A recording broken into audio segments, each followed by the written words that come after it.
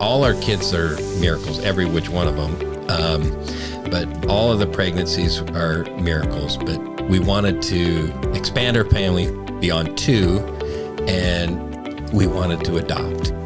Welcome to this week's episode of the His Hill Podcast. My name is Kelly Doherty, and I'm your host. Today I have some friends with me who we actually served on staff together, but we go back further than that. One was a student while I was his teacher, and then the other was actually, well, she was a staff kid when I was a student. So I have Darren and Julie Corbett with us today. Hi, guys. Hi. Hey, how are you? I'm doing well. Thanks for being here. I appreciate it. Yeah. This will be fun because Julie, when I was a student, Arlene and I both, when we were students, you I think were like 12 years old, 11, 12 years old. And you are Sonny Westbrook's daughter. I am. Yes, Sonny was, he's been on the podcast. And then Darren, you were a student. What year were you a student? 92. In 92. Yep. And wow, that long ago. I know, dude. Wow. Okay, well, I remember it like it was yesterday. Me too. So Darren was a student, and then you both were on summer staff together, and then you came back. And, we were on summer staff 92 together. Okay. Mm-hmm. And then you came back years after that, and you were on staff. But let's back up a little bit. And okay, who's going first? Darren. Darren's going first. Can we rock, paper, scissors for this? Okay, Darren, why don't you tell us a little bit about, your growing up? Where did you come from? How did you come to know the Lord? What kind of family did you grow up in? All right. Well, I was very young when I was born. But no, I was born in Winnipeg, Manitoba, up in Canada.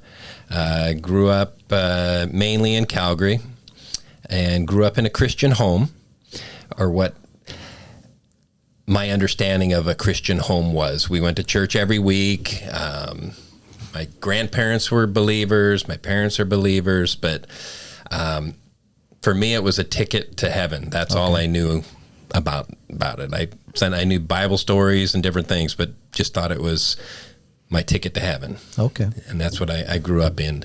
And all the way, are we going like talking through things or just? Yeah, go ahead. Okay. So growing up, I just, I asked the Lord into my heart as a young kid. I think I was probably 5 or 6, and I can still remember my bedroom. My brother and I shared a room, and I accepted Jesus, and I did it with my dad in the room, and we prayed to accept Jesus. But literally for me, that was just, hey, I'm going to go to heaven. But no other knowledge than that. Grew up just living for myself, basically. Just friends, fun, cars, loved cars, all that kind of stuff. Had a harder time in school actually attending.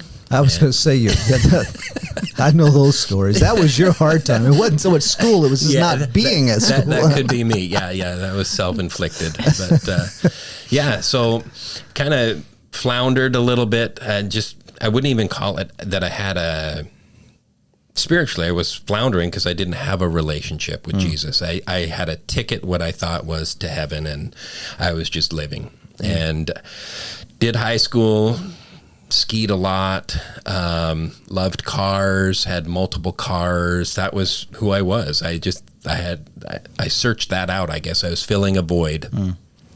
I had an older brother, and he was a wild child, and did a lot of partying, drinking, drugs, all that. And I was too scared to do all that. I didn't want to disappoint my dad. That's probably what kept me from all of that. But I also had a lot of fun. So I had friends that would be drinking and say, if I had as much fun as you did without drinking, I'd never drink either. But I just never got into that scene, but I was in that scene. Okay. So I was around that. But Torchbearers had a display booth in our church. Okay. And my brother decided he was going to go to Thetis Island. Really? And I was like, oh, okay, that's interesting. So he takes off, goes there in the fall, And he comes home at Christmas, and he's completely different. And I remember these thoughts to myself going, if there's a God that can change that guy and make him like he was, I got to look into this. Okay. And so I was like, there's no way I'm going to where he is. He was at Thetis Island. So I thought, oh man, there's got to be something. And there was Texas, and it was warm. And I thought, oh my gosh, I'm going to do that. And so I got on the phone, and there was no internet, there was no nothing, right? So I called, and Gerald Clausen answered the phone. Okay. And he's like, yeah, you should come. And so I was too late for winter, but that was when they were doing spring. Okay. So he said to me, I don't even know why he would even say this, sign up for Bible school and stay for camp. And so I had to get a visa to come down. And so they did that. They gave me, that extension or whatever it was, but no one had ever met me, and they were going to put me in camp too. I'm like, what in the world? These guys are nuts, But anyway, ended up coming down to Texas and just packed my bags and headed south. And it was different because spring quarter got really small, because a lot of the students would leave after. Yeah, that was back in the days when we had 3 semesters. Correct. And after spring break, we'd come back for spring term, and the student body would, at best, cut in half. Yeah. It was small. It was really small. Right. And so for me, I think I was one of the only students that might have come at that time. And so for me, it was different because all these people had been together basically 6 to 8 months together, right? And I just hopped in, but they all welcomed me in, but they had all experienced this whole year. I had no knowledge of any of this, but sitting in class, working with Doug Lanier was on staff at that time. You were my discipleship leader that semester or that quarter. Okay. And you remember that, right? Yeah. Yeah, remember? That was your favorite. I remember all 7 weeks. But it's like the lights started coming on just as I sat in class and watched staff, watched students interact, all the different things. It was amazing to me, and realizing that it wasn't a life that I could live. It wasn't that what I could do. Okay. And that's when I first learned, Galatians 2:20, for me to live is Christ. Right. And it was just phenomenal. And for me, it literally was the lights came on, and it made so much sense.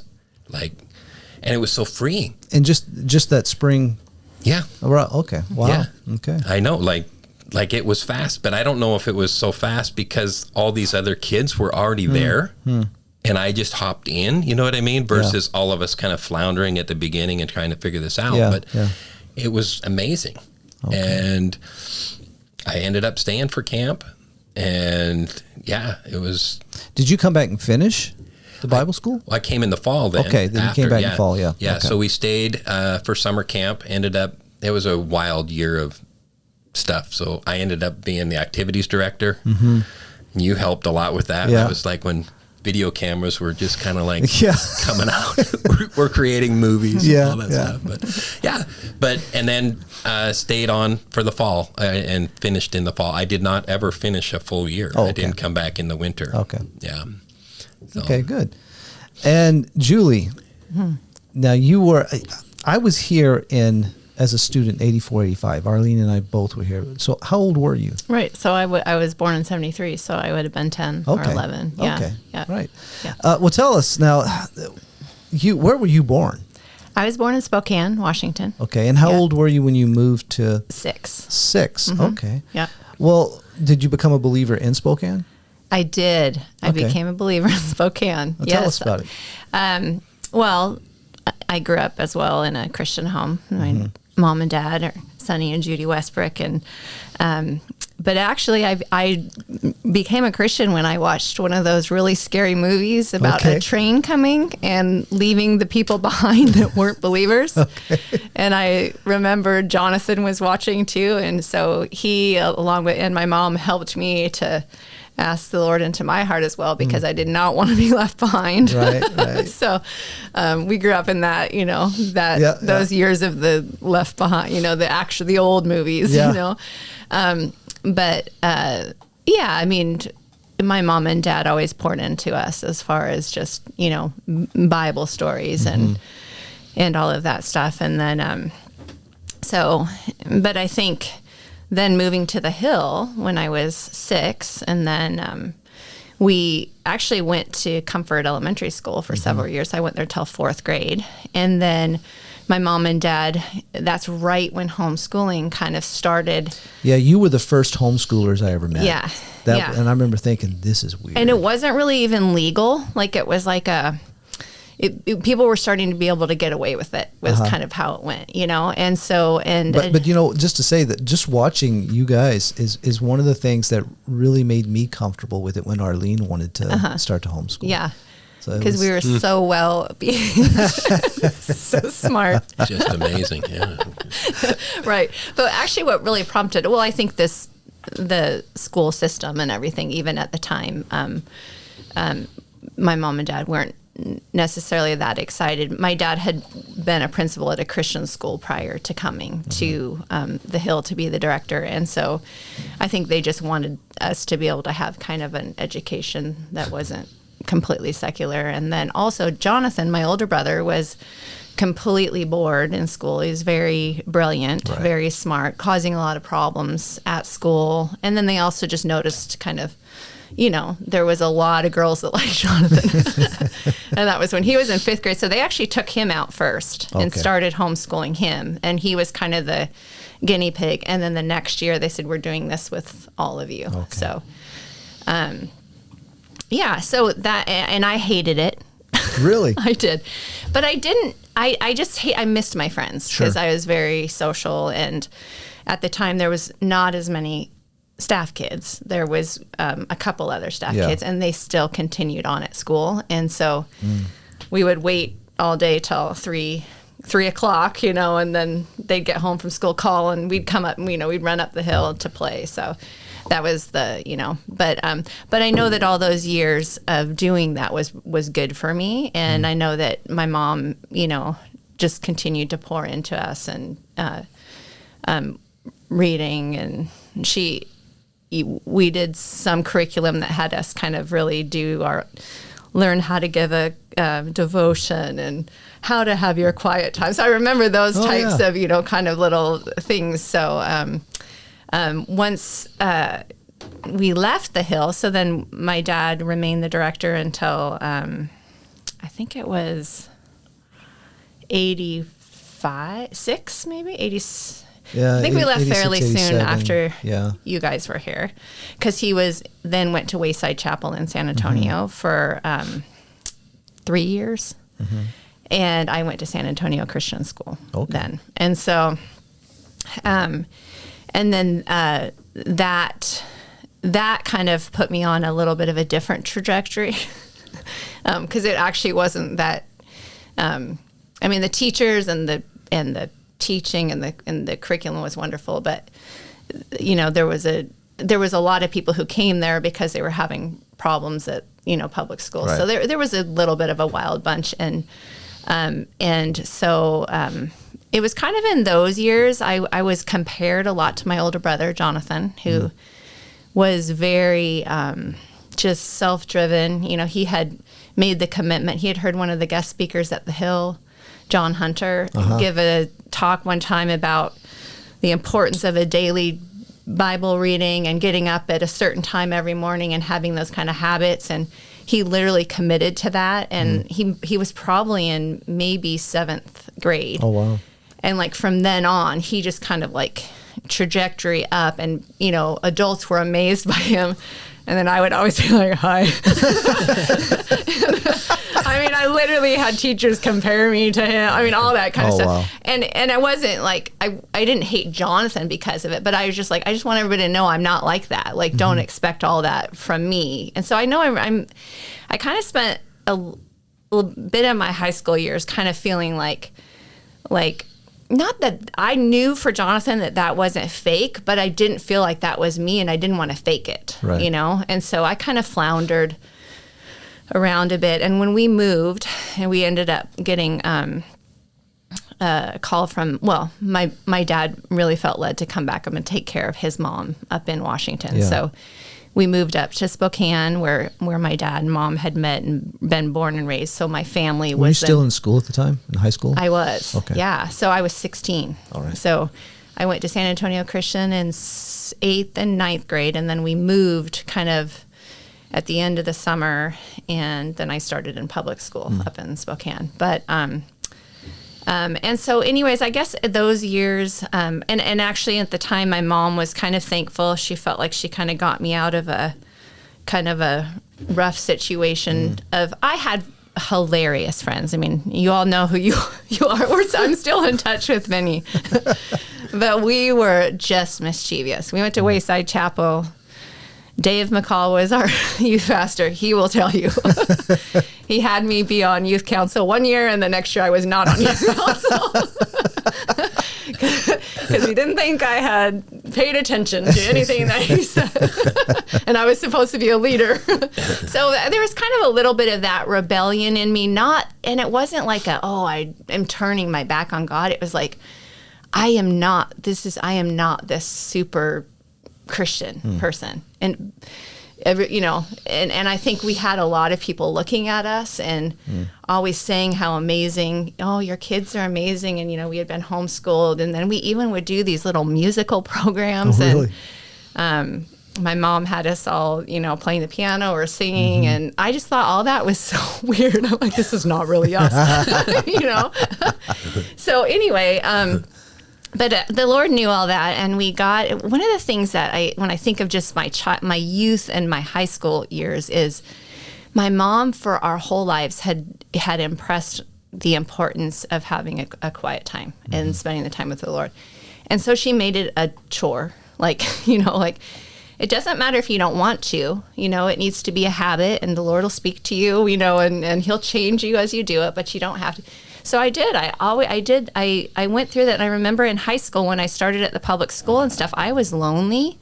I had never been lonely before because I'd always had so many friends. I didn't know anybody. It took me a little while. But I do remember when I started there, that loneliness, there was a period of a couple months before I got into a group. And it was actually a really good group that I finally got into of Christian kids. But that loneliness drew me to the Lord, and those quiet times for the first time in my life were meaningful. And so when you think back on being a Christian your whole life, but then where things really started to kind of solidify, and you saw that, wow, God does meet me where I'm at, and He does meet my need, So I feel like, there's God kind of takes away these props that you lean on so that you have to lean on Him. Yeah. And that's kind of been like a theme of my life. And so I had actually a really great last 2 years of high school, graduated, and decided to also got a call from Gerald Clausen. Okay. Close to the summer in 92. Saying, hey, Julie, you should come down and be a counselor at camp. And I was like, I thought that would be amazing. I still had Texas, I was attached. I figured I'd probably move to Texas, and I said yes, and my dad said no. You know how hard they work you down there. Oh, that's funny. He did. And I was like, Dad, you of all people, you don't. He's like, well, he said, it's really hot. You get paid $20 a week. I had gotten a scholarship to go to university, and I wanted to be a nurse. So I'd gotten a really good scholarship. I don't know if he was worried that I would go down and not come back, yeah. Or want to stay down and meet some guy. And but he said yes. If that's what God is calling you to do, you can do that. And because I was telling him, I don't need a job, I don't need to make money because I've got this scholarship, and I'm living at home. So I remember having this whole conversation, and my mom was like, Sonny, he says now, he goes, well, I don't remember saying that. I'm like, you did. You said that. You remember that. Yeah, I remember that because I was shocked. So then, came to camp. And again, this is why I recommend, and our son, Jed, just finished as a counselor at camp, is it literally changed my life.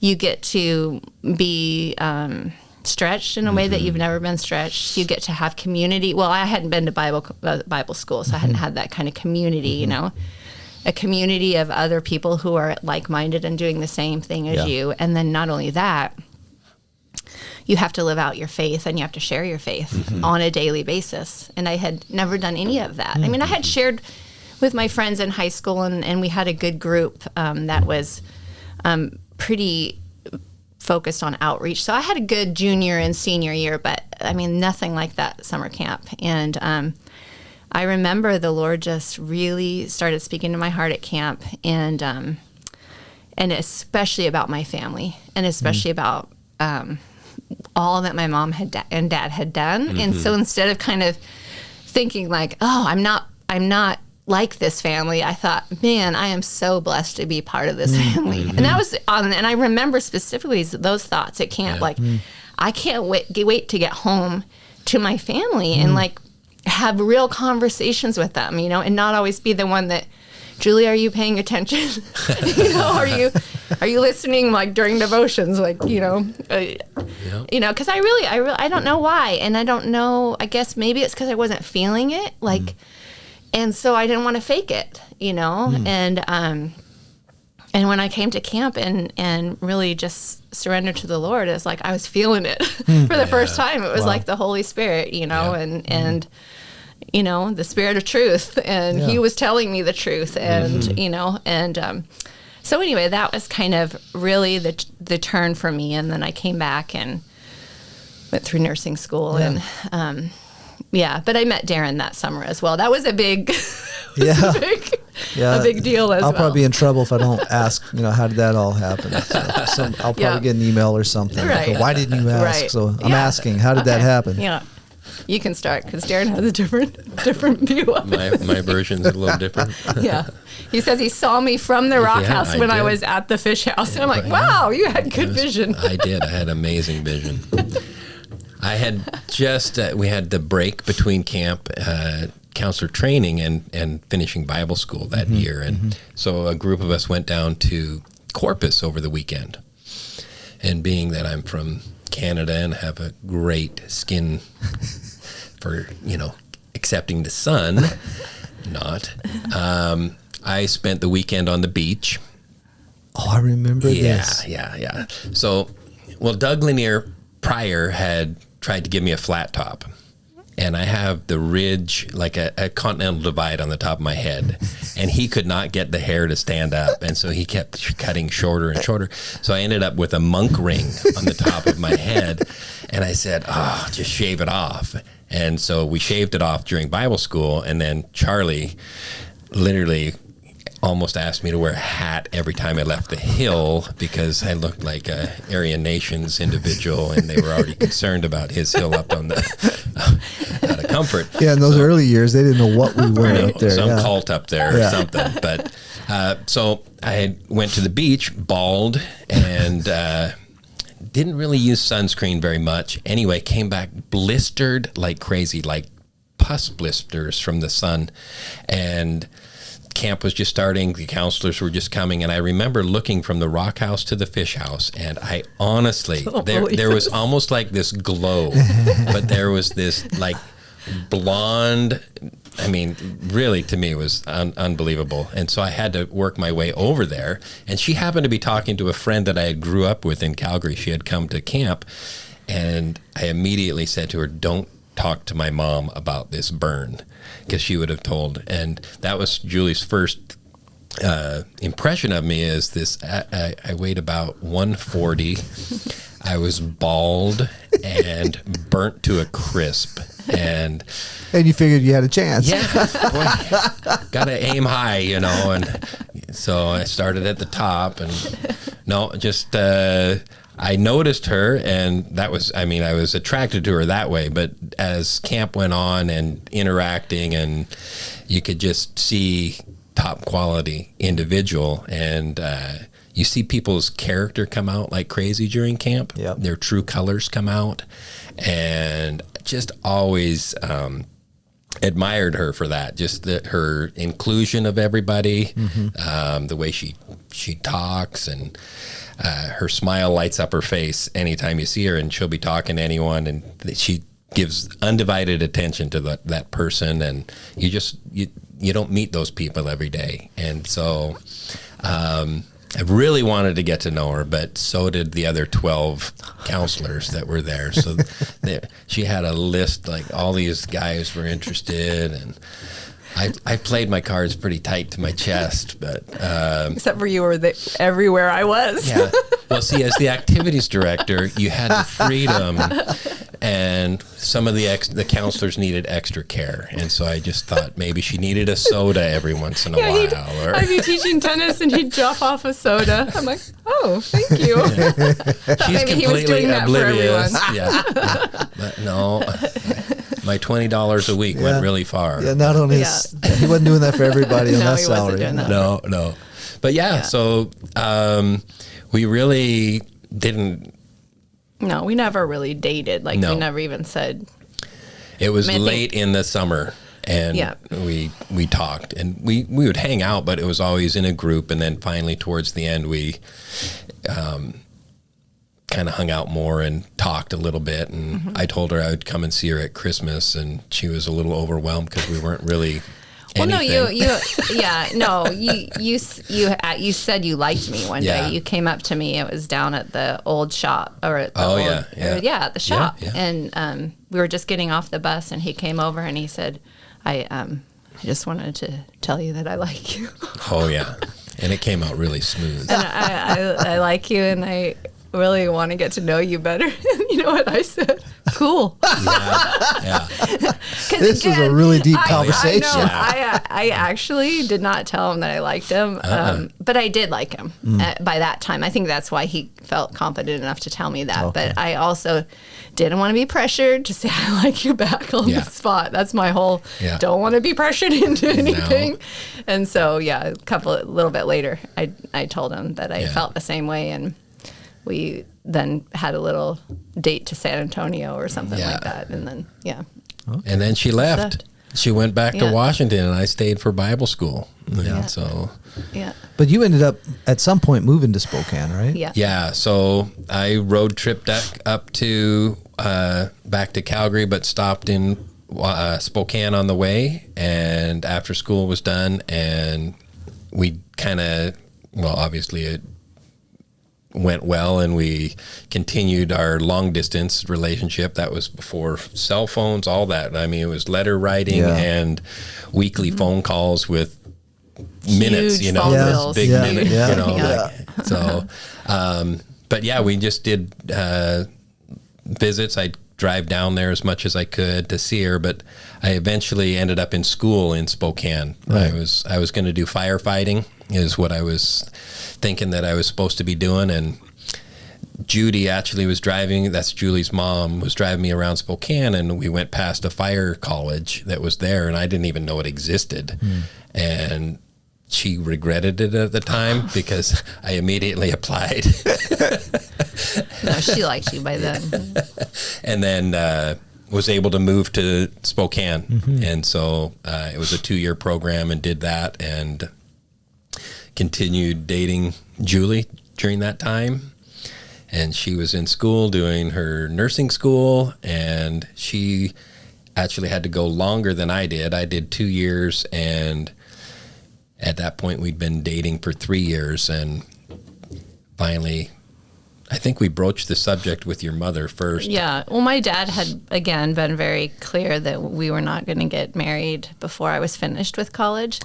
And again, all this is based on their very difficult first couple of years being married and being in college. And so, but he had said that so much in the beginning of our relationship, and he kept telling me, like, you're going to finish before, and that we didn't even, about 2 years in, we were like, well, we're going to wait a whole nother 2 years to get married, and so we did. We talked to my mom about it a little and said, well, does he really still feel like that? And so she talked to him, and then she came back to us and said, no, I think you should talk to him. You should talk to him. Okay. Yeah. She was our inside. Sonny? Yeah. Oh, he was like very, very strong. But then they were on board. And they were on board. We did it. Got married in what 95, year was that? 95. Okay. And Julie still had another year of school. So I was working and she was going to school. And I still wanted to do firefighting. And at that point, we thought it was actually going to happen. And Julie was just finishing her school. And there was this whole process to get hired in the fire department. It was written test, physical agility, interviews, all that. It all happened. I was number 3 on the list, and it was going to be, they're hiring 3. Okay. And I just was like, God, you are so good. This is amazing. We're married. This is going to happen. And they hired 1, 2, and 4. Oh, wow. And I was like, whoa, this is crazy. And that very week, I got a call from Charlie. Yeah. And he said, hey, we'd really like it if you and Julie would consider coming and being on staff. And it was like, whoa. It was almost like God's just saying, hey, we got different plans for you right now. And so we packed up after she graduated and moved down in the fall of 96. Okay. Yeah. I remember you guys showed up with your dog. Yeah. Yes. Yeah. Zeb. Satan. Different color eyes. Yeah. Yes. He was a demon dog. Black really, with light blue eyes. He could run 30 miles an hour. Yeah.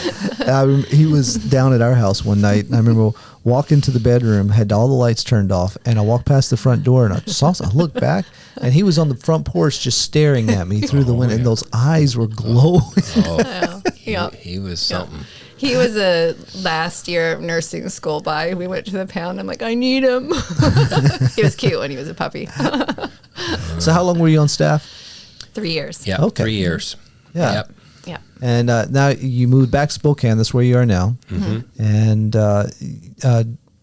now, Julie, you're working as a nurse in a school, right? No, I am now working at a place called Maddie's Place, which is a step-down unit for babies with, it's called neonatal abstinence syndrome, but it's babies that are withdrawing from drug-addicted mothers. So they're born, and then they have to go through a period of withdrawal, which, so we usually take them from the NICU, their initial care where they're on morphine and, trying to do that initial wean that's really dangerous. And then we get them for the next month, usually, to kind of continue that. So, yeah. Well, that's got to be trying at times. It is. Yeah. They're very...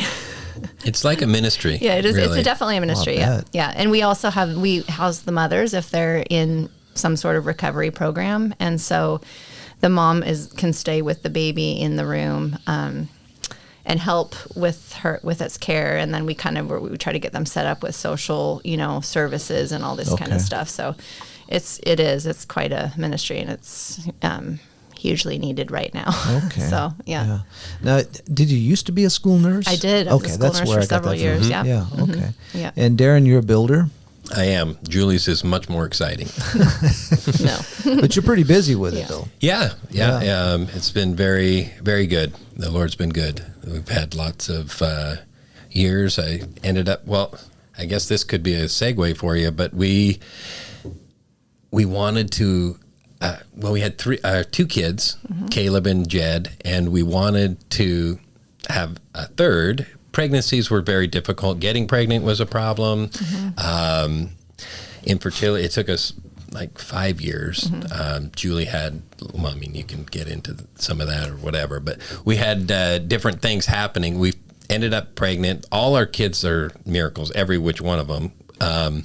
But all of the pregnancies are miracles. But we wanted to expand our family beyond 2, and we wanted to adopt. Julie came to me, or do you want to tell that part? But the reason I'm segueing is that's when I had to get on my own in business. Okay. I was an employee, and for international adoption, you had to make a certain amount of money. Okay. And as an employee, I didn't make that level, but if I went on my own, so what I did is I created my company and still worked for the guy I worked for, just as a subcontractor, but I could prove on paper that I was making more. Yeah. And that's why I started our company building. Okay. And so all those years ago, that's when it was. So Okay. So I remember you guys were living, you had this home that you had built on the side of a mountain. And I was there. I don't know why I was there, but I was, Andrew. yeah, I was there to speak at a youth retreat. Yeah. And so I was at your house, and I remember the boys, the 2 older boys, it had snowed, and they wanted to show me their sled run that you had, and I thought, this is a death wish. It is. This was gave them concussions. But they were having so much fun on it, and it's really that. I think that kind of describes your family. Your family just has so much fun. We do. And so you have how many boys? How many girls? We have 3 boys and 2 girls. Okay. And both of our daughters are adopted. Okay. Now, ages, real quick, if you don't mind. Caleb is 22, Jed is 19, Summer is 18, and Luke is 14, and Maddie is 11. Good. Yeah. Okay. Yeah. Now, another fun fact for everybody is that the Corbetts bought the lot right next door to us. So they hope to build their, I guess call it a winter home, summer home. What are you going to call it? A home. Second Also home. known as an exit strategy. So right now they don't have the house built yet, but they have an RV there, and almost the whole family is there, and it's just fun to watch them pull up, jump out. The kids they just turn on fun as soon as they step out of the car. So anyway, you guys are next door. Summer, your oldest daughter, this is her first day of Bible school. So that's your reason for being down here right now, taking her to Bible school. And so now she was the first one that you adopted. She was. And she is from China. She is from China. Okay, tell us that story. How did that come? Yeah. Julie. Well, I think actually we had wanted to adopt even before we. I had wanted to adopt my whole life. Like my mom told me stories of going to India, and she had worked at an orphanage with her aunt who was a missionary in India, and they had rescued babies out of trash cans. And so this was in my head all growing up. And in fact, in high school, I talked my parents into becoming foster parents. So that we could take babies. And I think of that now, and I think they were amazing parents because they did it. Oh, wow. And I sat through the foster care classes with them. And so we did that, and they took probably about 4 infants, and we basically got in with an agency where we would take a baby in the meantime when the mom that was about to be adopted out. And so it kind of worked for an adoption agency instead of getting into the whole fostering system. So so I just had that in my heart. That was something that I knew that God had called me to. And I remember when I met Darren and when we started hanging out and stuff, I had told him that, and he's like, yeah, I want to adopt too. I mean, I don't know if he had ever really thought about it, but he was totally open to it. Like he was just like, oh yeah, for sure. So were you, I was just trying to win you over. Yes, I'll do it. Yes, yeah. So anyways, I feel like God prepares you for stuff like that, because then then we did have a lot of infertility issues. And so in the back of our minds, we knew, well, then, we know that we want to adopt. So we're not going to, go through extremes to have, biological children. And the Lord did bless us with Caleb and Jed, again, kind of surprise pregnancies right outside of both times we had just gotten licensed to be foster parents. Every time. Oh, wow. Both times, yeah. And in fact, the day I found out when I was pregnant with Caleb, we got our first call for a placement. Really? And it was my dad, the voice of reason, because I was going to take the placement, and I was working as a nurse. Oh, wow. And he goes, Julie, No. Don't do it. It's more like Julie. Yes, Julie. You don't know how you're going to be in this pregnancy. You don't know, you're working. Yeah. I feel like it's okay to wait. He knew something. He knew because at 14 weeks I went in, 23 weeks I went into preterm labor, and I was on bed rest for 14 weeks with Caleb. So I remember that now. Yeah. Okay. Yeah. So, but God, so adoption through the foster care system was what I had. But then after we had Jed, and my brother and sister were missionaries in China. Mm-hmm. Anyway, so I think China was on our heart, and I kept having this impression that we were supposed to adopt from China. And so one day I just said it to Darren. I said, hey, what would you think about adopting from China? And he said, let's do it. Wow. And literally this is kind of how we do things. So, right, buying the property. So that was, China is a long process. It was about an 18-month process. Yeah. Because at the time there was a big slowdown. So you do all this paperwork, you have to have all these home studies. And then there was a slowdown where they quit. Yeah. China really clamped down on how many people. And especially for not a special needs. Yeah, it was not a special needs regular child. Right. So then in the process of the wait, we were like, we could take a special needs child. Mm-hmm. Why, again, I think, we... it's obviously the Lord is putting that on your, on your mind. Like it wasn't like, hey, I want to do it. Was... Yeah, I don't know. I'm a nurse. I just felt like we could, and a lot of the special needs are very in China.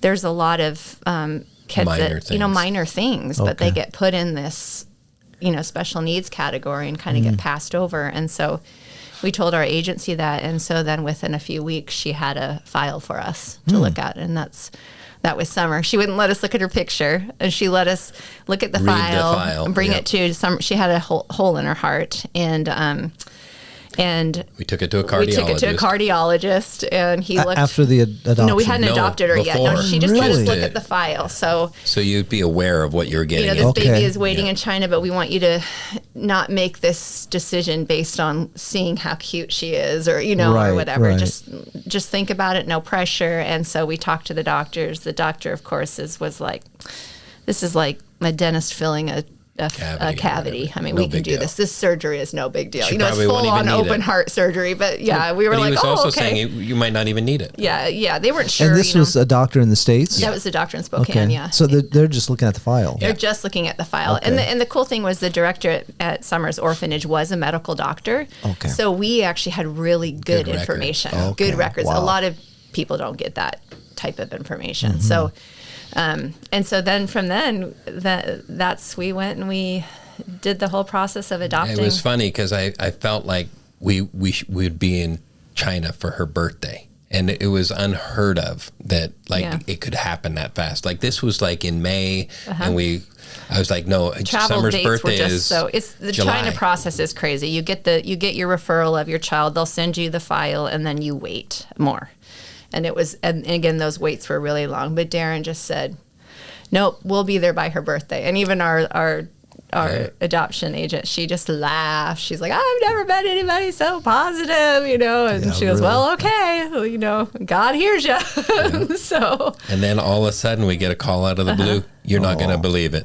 You got a travel date, and you'll be in China for her birthday. Yeah. We actually picked her up 4 days after her birthday. But we were in China on her birthday. Yeah. That is awesome. That was crazy. Yeah. Now, was it just the two of you that went?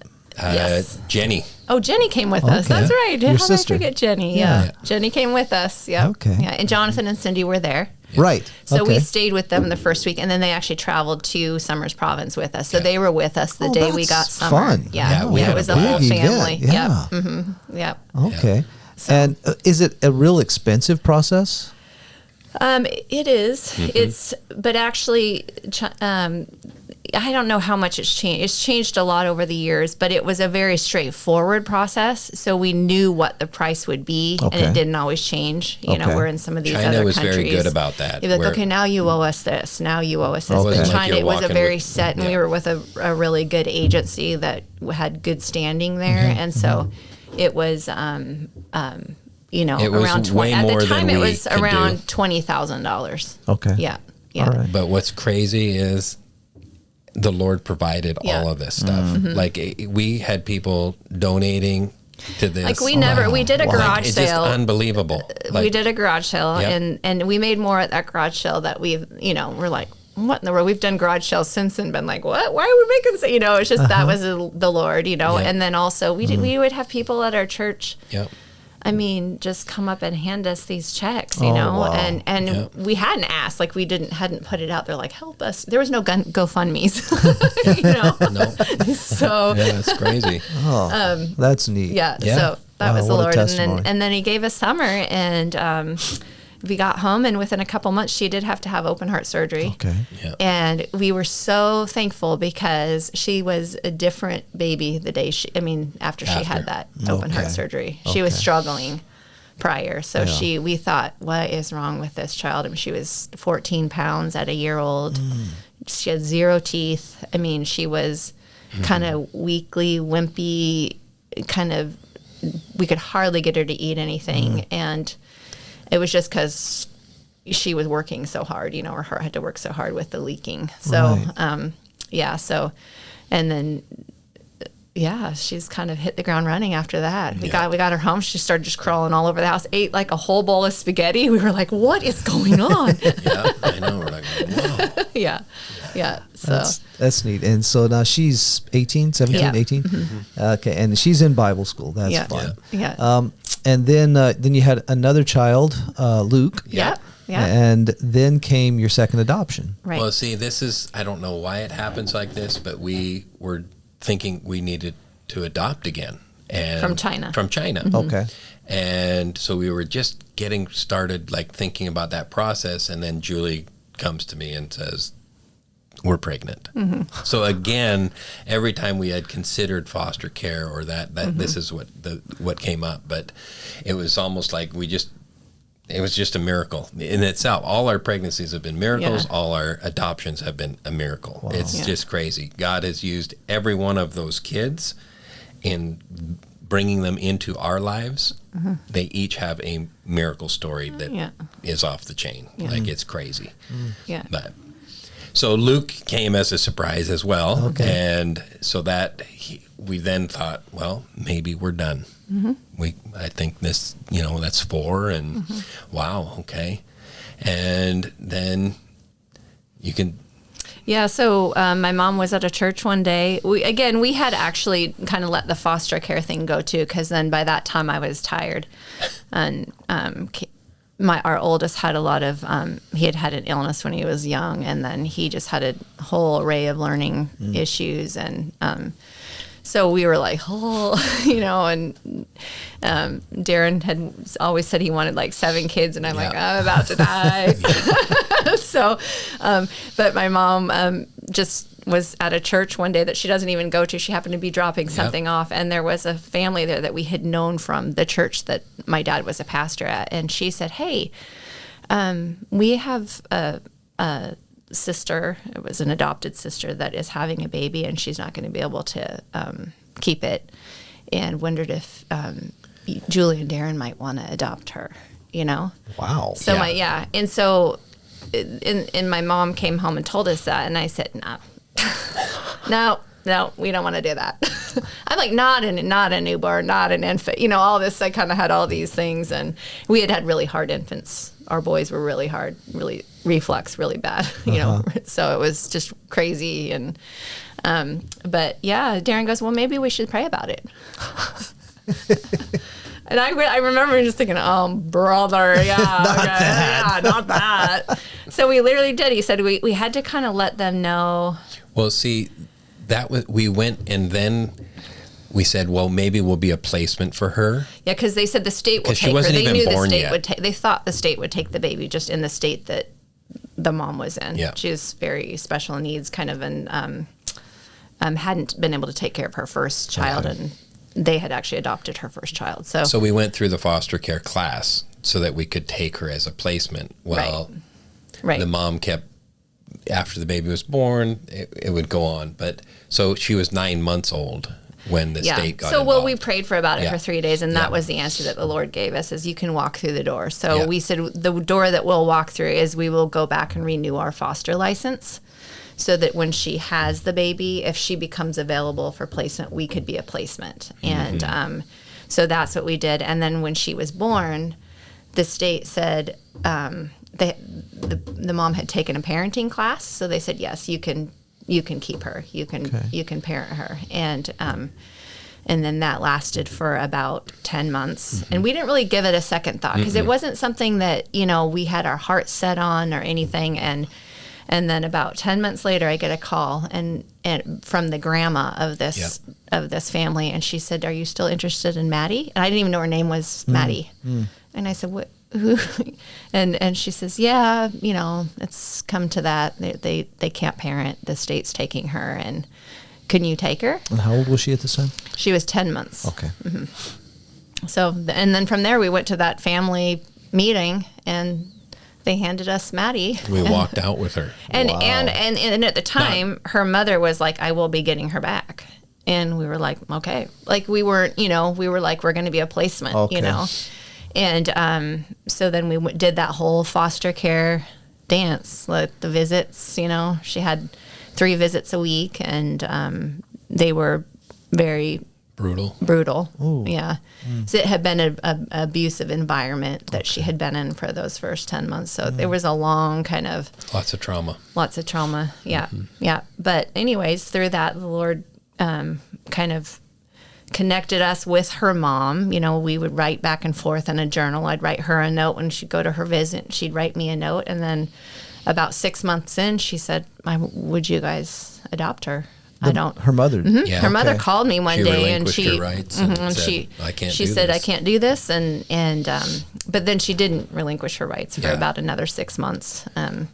Again, the whole system is a game, and then her dad also finally signed. So there was no term. If you go to termination through foster care, it's a whole court proceeding. Okay. So when the state terminates, it's way easier if the parents sign over, because then it's this, back and forth. And so the Lord, I think, maybe knew that we didn't have it in us to do a big, long battle. So then that's how we got our little Maddie Joy. Yeah. So how old was she when you finally were able to officially adopt her? 2.5. Was it 2.5? Okay. Yeah, well, February 28th. So, and then she's April. So I think she was almost 3. Almost 3. Yeah. Okay. So it was a little bit of a process. And how long was she with you then? She had been with us the whole time. Since 9 or 10 months. Yeah. So we've had her since that. So she's kind of been with us from the... Yeah. Yeah. Well, those are neat stories. And I really appreciate, you guys being clear about how the Lord just kept doing this. Yeah. 100%. Yeah. And I look at the girls. I was telling you before we got started, I was looking at your family last night at the opening banquet for Bible school. And I was just looking at the Corbetts. Yeah. And then it wasn't until later that night, the thought came to me that, well, Summer's adopted. Yeah. And, she's Chinese. You don't even think about it because she's a Corbett. She just fits right in. Yeah. And so does Maddie. They just fit right in. Yeah. What's the word I'm thinking of? But just the way they connect with their siblings. Right. This just looks. I guess it is. It's just a normal thing. This is just family. Yeah. So there's been challenges in it, but it's sure a blessing for us, and it sure helps having Julie as a mom for them, because she's not getting that from me. She's definitely the connector for that. I've become really very informed on trauma care and trauma-informed care. She's thinking I've got a lot of trauma. So anybody that would be considering adoption, what would your encouragement be? What would your advice be? Talk to the Lord. Yeah. Like literally open that dialogue with the Lord and what do you want me to know about this? What do you want me to do? And wait to hear. Yeah. I mean, he calls us to it in his word, Yeah. take care of orphans. I think that after doing it and watching people do it, Yes. that it can be a lifelong struggle, Yes. but it can also be an amazing blessing and transformational in your life. I mean, there's a lot of issues that arise with adoption, and there's a lot of childhood stuff and a lot of, that now we are understanding more of that first year of life and how important the brain pathways that are developed like that. I'm working with these infants, and the reason we're doing all of this care is so that their brains can form correctly in that first year.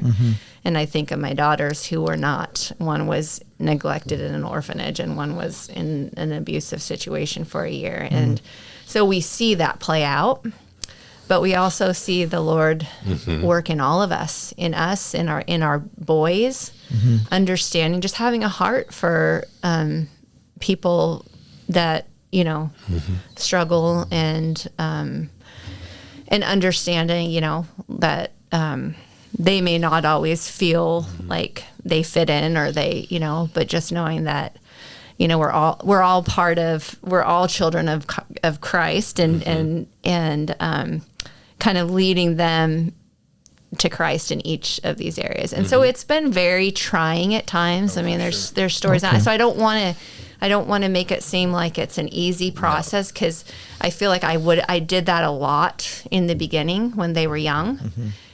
But there's a lot to walk through, and we have a lot of friends who've adopted, and there's a lot to walk through. But man, if God is calling you to it, He'll bring you through it. Okay. And that's what we've seen.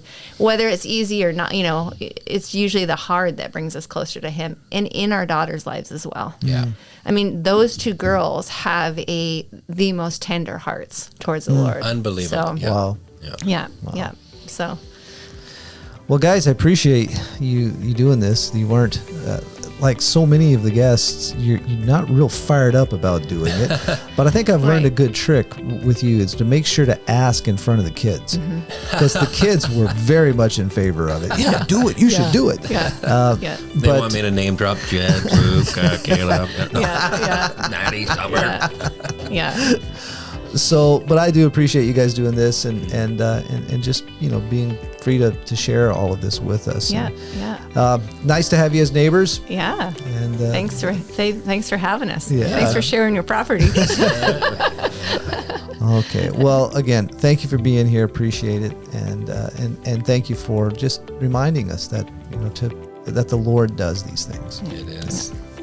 Thank you so much for listening to this week's episode of the His Hill podcast, featuring our host, Kelly Doherty, along with former staff and alumni, Darren and Julie Corbett.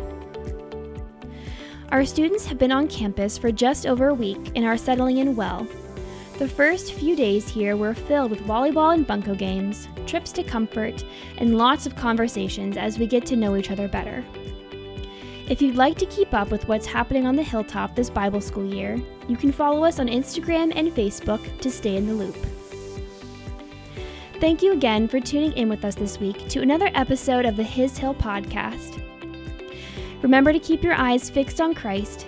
He is the way, the truth, and the life. I'm Lizzie, and we'll see you next week.